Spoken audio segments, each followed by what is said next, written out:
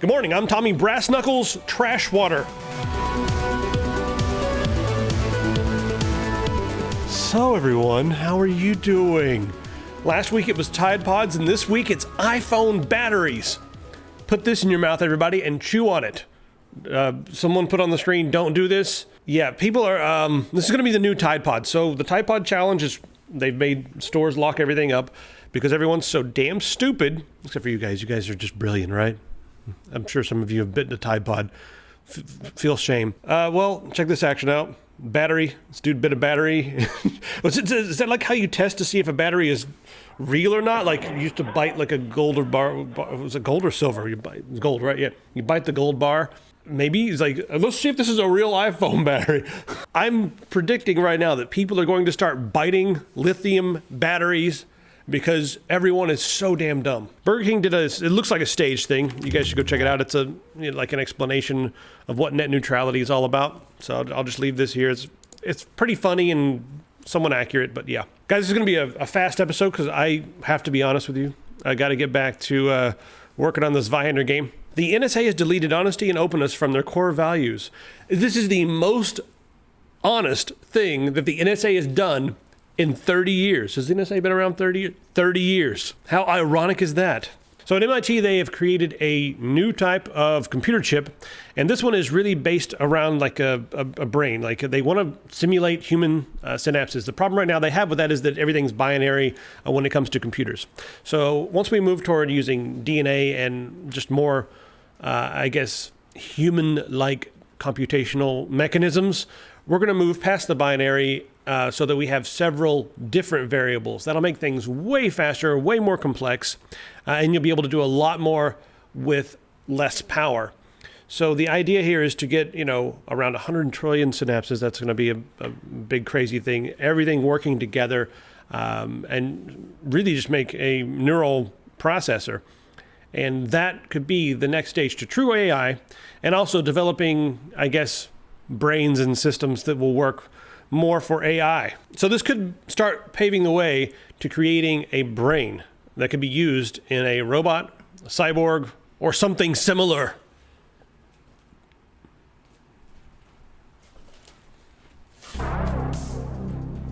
Cue the Japanese, who have a company called Cyberdyne.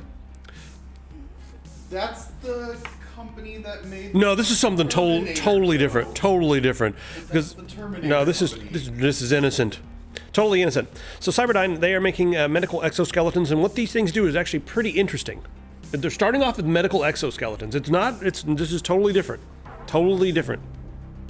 Not even remotely the same. Let me get into this. They're endoskeletons, not exoskeletons. No. Exoskeletons. All right. So the idea here is that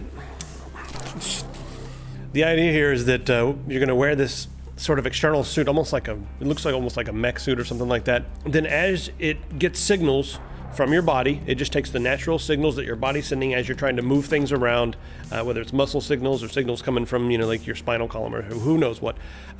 It will take those signals and then translate them into movement. And they've actually been able to restore movement to people who were paralyzed. For instance, this person here was paralyzed down one side of the body, and wearing a harness, it took a little bit of getting used to, but now she's able to move her leg and walk thanks to the assistance of Cyberdyne. Now they're going to create full-on systems right now. They're developing this technology. But what's really happening? They are harvesting the data that they're getting from this, because one of the things that they try to figure out is like they just cannot get a robot to move as smoothly, and they've used all kinds of artificial intelligence algorithms and that sort of thing, and they're like, no, we need to make these things more human because we are dexterous and that sort of thing. So what we're going to do is we're going to take these exoskeletons and all the data that we get from them, and we're going to use them to build endoskeletons, of which we will put skin over top of which we will incorporate the MIT's new synaptic brain thing. Cyberdyne? The Terminator. What Cyberdyne is doing is actually pretty freaking cool, guys. Above and beyond all the tinfoil nonsense. This is kind of hard to even talk about because at&t is calling for an Internet Bill of Rights. I'm going to say that again, and I'm going to say it slow. at&t is calling for an Internet Bill of Rights. And they've listed here, what they wanted to say. They've said things like, we've always been a supporter of open internet. We don't throttle. We don't discriminate. They've said all these things. Meanwhile, they spent tens of millions last year. And in 2015, they sued the FCC to get rid of net neutrality. So what are they doing here? Well, there's all kinds of things they could be doing. So we'll start to get into that. They want the Bill of Rights to be all-encompassing, and they want it to also have to count for edge providers, meaning like Facebook and Google and companies who are on the internet but are not the ISPs. They want this to also fall into them. Whenever someone says net neutrality, they've always been really quick to point like, hey, you guys are talking about net neutrality. Let's shift the discussion over here to talk about how companies like Facebook and Twitter and Google can use their power and influence to, number one, harvest tons and tons and tons of data that we don't have access to, and we're upset about that. Like, we should all just be able to have access to everybody because they're using our services after all. They're connecting through at&t. And if Google gets to harvest their data, we want to share that. That's exactly what they're going to say. They're going to say, like, give us all of that data. We deserve it too. Without us, you wouldn't get on the internet in the first place, and we should all be neutral and all get the same amount of data. So that's one side of it that they're probably going to fight for behind the scenes and not tell anyone. They're going to be like, hey, look at us, we're being good. Number two, the other thing with this is that they're arguing that they could, like companies like Google, Facebook, Twitter, they can use their large influence to push their own agendas, whether it be political agendas, whether it be their own marketing purposes and that sort of thing. They're saying that they are able to influence the masses. And while they have a point there, the reason that at&t is doing this is, what's all the wrong reasons, guys. And don't be fooled. They did not mention anything about paid prioritization. So while they said, hey, like, look, we've got to be neutral and that sort of thing, they didn't say a damn thing about not, supporting internet fast lanes or anything like that. So they very carefully worded everything so that they can sound like they're being good, but really, I mean, you can keep digging and finding new layers to this. And I'll put like 2 or 3 articles in the comments here with some different ideas, but you have to be really careful when a company like this, who has sued the FCC, who has lobbied with tens and maybe hundreds of millions of dollars against, our internet freedoms and that sort of thing. Whenever they say we need an internet bill of rights, they are up to something. If the EFF shows up and says, hey, we need an internet bill of rights, that's one thing. Company like AT&T, Comcast, Verizon, something like that says it. No. Will someone liken this to a fox or a wolf showing up and saying, hey, we need a bill of rights for hen houses? It's pretty much what it's like. Hey, what do you know? There's been a study. And in this study, at the West Virginia Wesleyan College, Nicole Gilliard has said that if you're using your cell phone a lot, you're not going to be happy. And they found that putting down your freaking cell phone leads to a happier life. So how many of you guys out there sit in bed and scroll through the same damn things over and over again? I've started doing a new thing where I take my phone and I plug it in on the other side of the room so that the only time if I want to touch it, I have to get up out of bed. It's helped me sleep a little bit. But how many of you guys just scroll through the same things over and over again? Or you click on Instagram and you look at everyone else's fake lives and like, here's all the pictures of all the cool things I've done. And it's not none of the pictures of me being sad or depressed or anything like that. How many of you guys get stuck scrolling through and looking at all your friends' pretend lives and the little snippets of their lives that are what they want their lives to be? They project that online. How many of you guys sit there and just scroll through that over and over again? I'm going to challenge you guys. Take your phones, just when you sleep, start off that way. Just when you're in bed, scrolling through that shit. Put it on the other side of the room. Do it for a week. See how you feel. And then we'll talk about hitting it with a hammer later. Shall we go see what we're playing? Let's go see what Justin's playing. Something's rattling in here. What's this? You're running around in the snow, carrying a torch? What are you playing? Basically, this is Fade to Silence, and it's a survival game sandbox thing against demons. I don't know. You don't know? All right, so it looks really pretty. It does. So a lot of people have been complaining about like frame drops and stuff on this, like having massive, disgusting frame drops and things like that. But ultimately, so far, all I've been doing is walking around in this weird kind of post-apocalypse wasteland, where trying to like scavenge for things while slowly freezing to death, and then like this demon dude just constantly yells at me. So the same demon all the time? Yeah, it's like this voice that's just like, oh, and now you need to find fire. You know, it's just this. It's just so it's like. So you have an antagonistic demon in your head, basically. Yeah, and so it's like I have no clue. You know, I don't know what I'm doing. Like, you know, I'm just trying to go out and like it'll be like start a fire, and it's like okay, and then just there's a massive frame drop. Frame drop. I've had this thing drop on like just completely crap out on me a couple times, but ultimately, this game is super boring so far. Do you feel like there's just not enough direction, or that sort of thing? Or there's not enough as far as like there's not enough objectives? direction. The objectives are kind of like unclear on what I'm really supposed to be doing. And, like, for the most part, it's just wandering around in the snow while some guy yells at me. I want to be fair. Do you enjoy survival games that just put an emphasis on, you know, like nothing other than survival? Do you enjoy games like that normally? They're okay if they're done well, but this one doesn't. Like, the combat mechanics feel really clunky. Yeah. Like they stole some like Witcher 3 mechanics, but then like dumbed them down. Witcher 3 already has the worst mechanics. Yeah, like that, and like the crafting mechanic is like the same crafting mechanic that you would find in a billion other places and stuff. Right, can you jump out a tree or something like that? I haven't been able to find an axe yet, or figure out how to make one. Right. It keeps on telling me I need to have one of those to like live and survive and everything. But basically, what you're doing is you're cleansing campsites from those weird demons that are coming after you. And what a frame drop. Yeah. All right. So, do you think people who like games like The Long Dark, but also want a little bit of like Dark Souls style combat, would enjoy this, or maybe do you think it may even be boring for them? I think they might enjoy it. So this game is in early access, which means it can have some work done on it. So maybe the final version will be a little bit more polished than this and have some more oomph to it. But right now, I'm not going to be following this game with any sort of like interest or anything. Right. Once I turn this off for talking about it right now, I'm probably not going to pick this game back up. I'll probably uninstall it. Cool. Yeah. So I wanted to show you this game in particular because it's sort of a combination of things you like and things I like. It's a new narrative-driven game called The Mind's Eclipse. It's getting some interesting write-ups online, and only one user review so far on Steam, so it's not that huge. But this game has, I guess, some people are likening it to System Shock. However, the entire game is told as a graphic novel, and like I said, people are saying that the narrative is really good and sucks people in.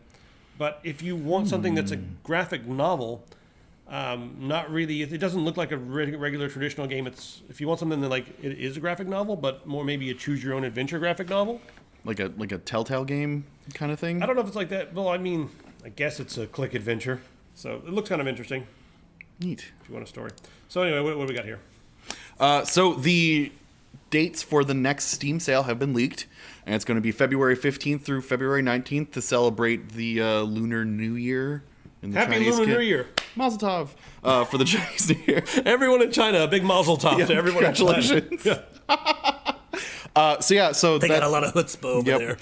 They just, the goyams are just schlepping around all those fireworks. Oy. So yes, their Steam sale is going to be 15th through the 19th. So if you're planning on buying anything on Steam in the next couple of days, wait a couple weeks if you can. If you absolutely can't, I don't know, buy it, whatever. I'm not your boss. But if you want to wait for a sale, that's when a lot of the good stuff will actually go on pretty high discount.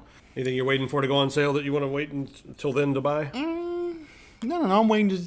I usually just like throw tons of stuff on my wish list and then wait and see what Steam surprises me with. I think they put on my wish list before they come out, and then they come out and they're awful. Yeah. And then I keep getting notifications and I keep forgetting to take it off my wish list. And it's like, let's try and 3 is that one. Because that game was awful. That's basically for the longest time, it was just a way to tell me when Bastion was going to be on sale because I wanted to play it again. That was pretty much all my wish list was for like 6 months. Oh, check this action. Yeah. Washington State. Yes. Gambling, maybe? Yeah, so Washington State government is now going to be looking in... I don't even care. Yeah, whatever. They can't stop us. Yeah, that's great. We're well trained. Back in the day, Hawaii started looking at the loot boxes that were available in games and trying to figure out whether or not they were actually a form of gambling that needed to be monitored, or if it was something that could still be free to the public and everything to do. So now it's gone from Hawaii to Washington, and they're going to be figuring out whether or not it actually is a form of gambling or not, and whether or not it needs to be like heavily viewed by the government and things like that and made unavailable to people under specific ages, because right now the big issue is that they're like, the big mean video game companies are preying on children that don't know any better, and so they want to make it so that kids can't just go ahead and spend tons and tons of money on loot crates for skins for Agent 76. If I had a kid and they wasted a lot of money, I'd throw Soldier them 76. They'd be thrown off a balcony quickly. Yeah. And I'd hope they learn their lesson once they hit the ground and go, ouch.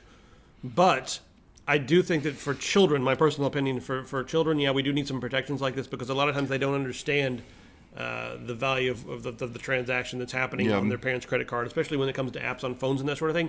But after you hit a certain age and you're paying with your own money and all that sort of thing, and you're dumb enough to waste money buying these things, or you're dumb enough to support the developers who do this, you're on your own. I don't care. I have very, very little sympathy for even people with gambling problems. I know it's a problem, but just don't go to the damn casino.